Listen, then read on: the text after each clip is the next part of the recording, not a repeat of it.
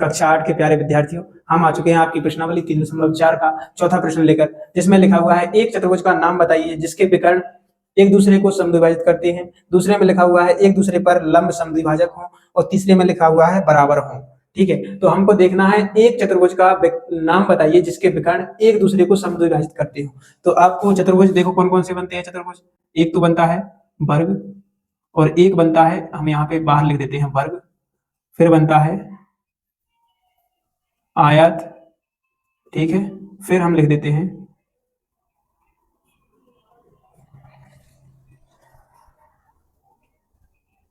वर्ग। आयत के बाद आ जाएगा समचतुर्भुज,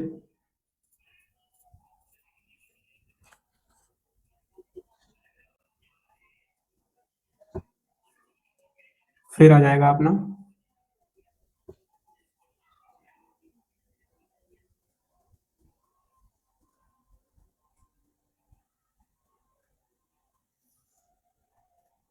विकर्ण की पूछा है ना, जिसके विकर्ण एक दूसरे को समद्विभाजित करते हैं, तो विकर्ण बनाएंगे ना सब में, एक दूसरे को समद्विभाजित कर रहे हैं। समचतुर्भुज, समांतर चतुर्भुज। देखिए जिसके विकर्ण है एक दूसरे को देखो बराबर भागों में समद्विभाजित, समान दो भागों में विभाजित कर रहे हैं। तो कौन कौन से हैं? वर्ग हैं, और आयत है, और कौन सा है? समचतुर्भुज है, समचतुर्भुज है, और कौन सा है भैया? समांतर चतुर्भुज है। ठीक है, समान दो भागों में विभाजित, समद्विभाजित, एक दूसरे को समान दो भागों में विभाजित। ऐसे चतुर्भुज का नाम बताना था जिसके विकर्ण है ये ऐसा विकर्ण, ये ऐसा विकर्ण, ये ऐसा ऐसा ऐसा ऐसा। देखो सबको समान दो भागों में, यहाँ से ये कट गया, यहाँ पर ये, यहाँ पे ये हो गया, यहाँ पे ये हो गया, यहाँ पे ये, सबके देखो बराबर जो विकर्ण है एक दूसरे को समद्विभाजित कर रहे हैं, इसलिए हमने लिख दिया है वर्ग, आयत, चतुर्भुज और समांतर चतुर्भुज, इनके नाम लिख दिए। ठीक है, अब यहाँ पे है एक दूसरे पर लंब समद्विभाजक हो। किसके? जिसके विकर्ण एक दूसरे पर लंब समद्विभाजक हो। तो यहाँ पे देखेंगे जो लंब और समद्विभाजक हैं, एक तो वर्ग है और एक समचतुर्भुज है। इसके लंब देखो यहाँ पर जो आया है ऐसे करके, यहाँ पे देखो, यहाँ से ऐसे, यहाँ से इस पे ये लंब हो रहा है, और यहाँ से ये लंब डल रहे हैं। तो यहाँ पे इसको लिख देंगे वर्ग को और समचतुर्भुज को। तो यहाँ पे लिखेंगे समचतुर्भुज और वर्ग। ठीक है, इसको लिख देंगे। अब देखो इसमें बताया है जिसके विकर्ण बराबर हो, तो इसमें विकर्ण किस किस के बराबर हो रहे हैं? देखो इसके विकर्ण, इसके दो वर्ग है और आयत है, इन दोनों के जो विकर्ण है एक दूसरे के बराबर होंगे। ठीक है, विकर्ण वर्ग के और आयत के बराबर होंगे, वर्ग के और आयत, वर्ग और आयत, इसका उत्तर हो जाएगा वर्ग और आयत। ठीक है, यहाँ पे देखो वर्ग है और आयत है, दोनों के विकर्ण एक दूसरे को बराबर है। देखो यहाँ से यहाँ तक और यहाँ से यहाँ तक, इसके बराबर, इसके बराबर ये है, इसके बराबर ये, इसके बराबर ये, इसके बराबर ये, इसके बराबर ये, इसके बराबर ये। देखो जो भी विकर्ण बन रहा है इसकी लंबाई और चौड़ाई जो सब बराबर, देखो चार भुजाएं मिलकर हम जब कोई चतुर्भुज बनाते हैं, और जब वर्ग एक चतुर्भुज बन गया है यहाँ पे, तो इसकी जो लंबाई और चौड़ाई देखो, चारों भुजाएं हैं जब बराबर होगी तो बराबर होंगी, तो इनके जो विकर्ण है कैसे होंगे? ऑब्वियसली आपको पता है बराबर ही होंगे। आयत में देखो आमने सामने की जो सम्मुख भुजाएं होती हैं वो बराबर होती हैं, तो उनके विकर्ण भी तो बराबर होंगे। ठीक है, ऐसे ही इसमें लिख दिया है बराबर, वर्ग और आयत की जो विकर्ण है वो बराबर हो जाएंगे। ये हमारा 3.4 का जो प्रश्न समाप्त हो गया चौथा। अब हमारा जो पांचवा छठवां क्वेश्चन है उसको हम हल करते हैं। देखिए इसमें पांचवा प्रश्न दिया हुआ है, बताइए एक आयत उत्तल चतुर्भुज होगा। तो आयत को आपको पता होना चाहिए, हम पहले से ही बताते चले आ रहे हैं भैया कि आयत होता कैसा है। ठीक है, ये दोनों भुजाएं बराबर होती हैं, ये दोनों भुजाएं बराबर होती हैं, इसमें ये आयत है। अब इसमें उन्होंने बोला है आयत एक उत्तल चतुर्भुज कैसे होगा। तो आयत में देखो 90-90 डिग्री के जो कोण बनते हैं वो अंदर की तरफ ही बनते हैं, इनके विकर्ण भी क्या है? अंदर की तरफ होते हैं। ठीक है, अब यहाँ पे उत्तल चतुर्भुज क्या होता है? उत्तल चतुर्भुज हम कैसा बना सकते हैं? ऐसा भी बना सकते हैं। ठीक है, ये हमारा उत्तल चतुर्भुज ये भी हो गया और ये भी है। इसमें क्या है?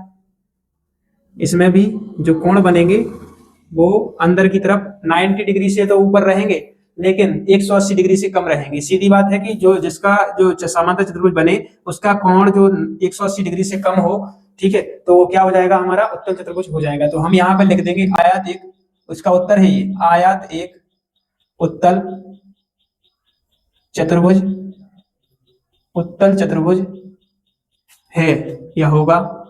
होगा क्यों करेंगे? है, क्योंकि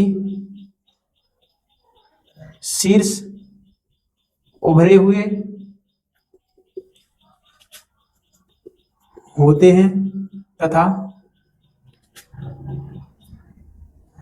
विकर्ण आंतरिक तथा विकर्ण जो है आंतरिक अंतर की तरफ तथा कोण 180 डिग्री से कम होते हैं। ठीक है, ये हमारा उत्तर हो जाएगा 3.4 के 5वें का। छठवां प्रश्न जो दिया है इसको देखिए, हम इस प्रकार लिखेंगे, हल करेंगे। 3.4 का छठवां क्वेश्चन लेकर इसमें लिखा हुआ है एबीसीडी एक, इसमें लिखा हुआ है एबीसीडी एक समकोण त्रिभुज है, एबीसी एक समकोण त्रिभुज है और ओ समकोण की सम्मुख भुजा का एक मध्य बिंदु है। जो सम्मुख भुजा है उसके सामने की भुजा है, उसका मध्य बिंदु क्या है? ए बी सी एक कैसा हो गया? समकोण त्रिभुज हो गया, समकोण त्रिभुज बन रहा है। ओ समकोण की सम्मुख भुजा का एक मध्य बिंदु है, ओ जो है समकोण त्रिभुज की सम्मुख भुजा है उसका मध्य बिंदु बन रहा है। बताइए कैसे? ओ बिंदु ए बी तथा सी से समान दूरी, ए बी और सी से जो है ओ वो समान दूरी पर कैसे स्थित है? हमको सबसे पहले यहाँ पे लिखना है उत्तर। क्या लिखेंगे भैया उत्तर में? कि क्या है? ए बी और सी डी दो समांतर भुजाएं हैं। यहां पे देखेंगे ए बी तथा सी डी दो समांतर भुजाएं हैं और कौन सा है?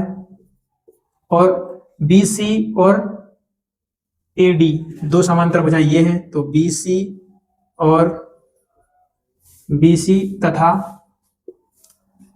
तथा AD दो समांतर भुजाएं हैं। देखो हम इनको किस तरीके से लिख सकते हैं? AB भुजा AB समांतर किसके है? CD के, कॉमा BC भुजा जो BC है वो AD के समांतर लिख सकते हैं। AD देखो BC और AD दोनों बराबर हैं, तो जब ये चारों भुजाएं आपस में बराबर हो गई तो ये कैसी आकृति? A B C D. अतः कैसा है? ए बी सी डी एक आयत है। कैसा बन गया है भैया? आयत है। और आयत के जो आयत है तथा आयत के विकर्ण बिंदु ओ पर समद्विभाजित है।